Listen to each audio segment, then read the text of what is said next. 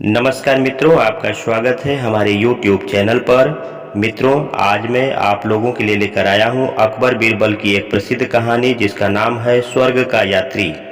मित्रों, कहानी शुरू करने से पहले आपसे कहना चाहता हूं कि यदि आप मेरे चैनल पर नए हो तो कृपया चैनल को सब्सक्राइब कर लीजिए ताकि जो भी नई कहानी अपलोड हो आप तक तुरंत पहुँच सके। चलिए मित्रों, कहानी शुरू करते हैं। एक बार की बात है, राजा अकबर अपने दरबार में बैठकर कुछ विचार कर रहे थे। तभी अचानक उन्हें ख्याल आया कि उनकी दाढ़ी और बाल काफी बढ़ गए हैं। इस ख्याल के आते ही उन्होंने अपने एक दरबारी को बुलाकर नाई को फौरन हाजिर होने का संदेश भिजवाया। राजा का संदेश मिलते ही नाई महल पहुंच गया। महल पहुंचकर नाई राजा की हजामत बना ही रहा था कि कहीं से एक कौवा वहां आकर बैठ जाता है और काँव काँव करने लगता है। राजा अकबर नाई से पूछते हैं, यह कौवा काँव काँव क्यों कर रहा है? इस पर नाई जवाब देता है, यह आपके पूर्वजों की हाल चाल बताने आया है। नाई के इतना कहते ही राजा अकबर आश्चर्य से पूछते हैं, तो बताओ फिर यह कौवा मेरे पूर्वजों के बारे में आखिर क्या बता रहा है? राजा के इस सवाल पर नाई कहता है, यह कौवा कह रहा है कि आपके पूर्वज स्वर्ग में मुसीबत में हैं और काफी परेशान हैं। उनका हाल चाल लेने के लिए आपको अपने किसी करीबी को स्वर्ग भेजना चाहिए। नाई की यह बात सुनकर राजा अकबर और भी हैरान हो गए। राजा अकबर आश्चर्य से नाई से पूछते हैं, आखिर किसी इंसान को जिंदा स्वर्ग में कैसे भेजा जा सकता है? राजा के इस सवाल पर नाई जवाब देता है, महाराज, मेरी नज़र में एक पुरोहित है जो इस काम को अंजाम दे सकता है। बस आप इस काम के लिए अपने किसी करीबी को स्वर्ग जाने के लिए राजी कर लीजिए। नाई के इस आश्वासन पर राजा अकबर तैयार हो जाते हैं और दरबार में अपने सभी करीबी दरबारियों को बुलाते हैं।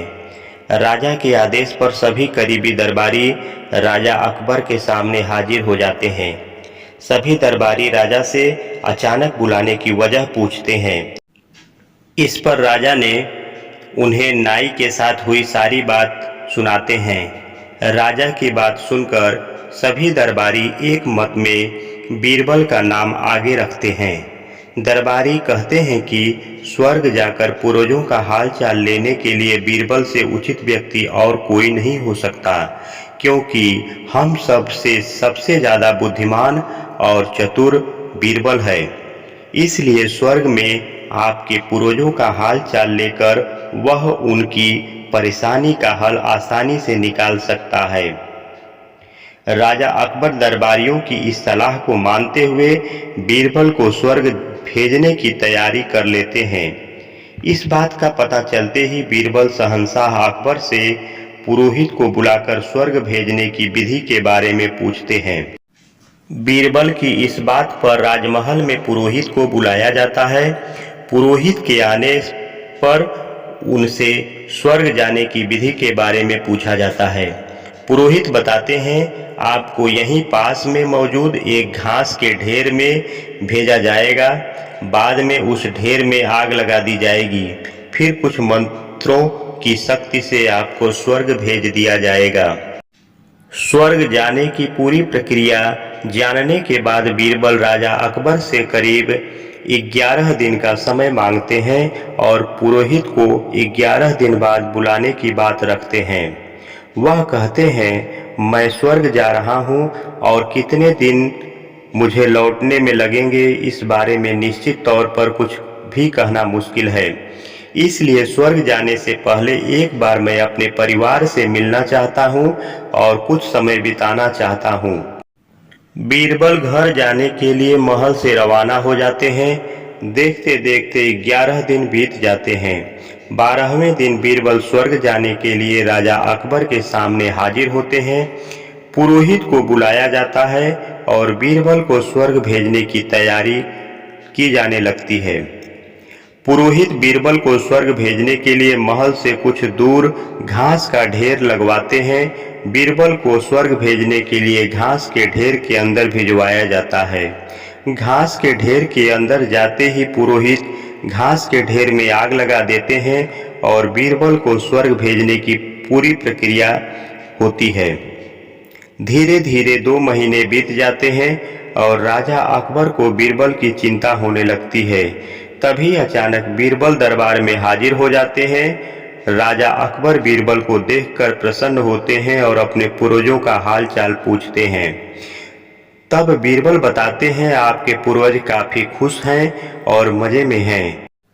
उन्हें बस एक ही तकलीफ है कि उनकी दाढ़ी और बाल काफी बड़े हो गए हैं, जिन्हें काटने वाला स्वर्ग में कोई नाई नहीं है, इसलिए वहां उन्हें एक नाई की जरूरत है।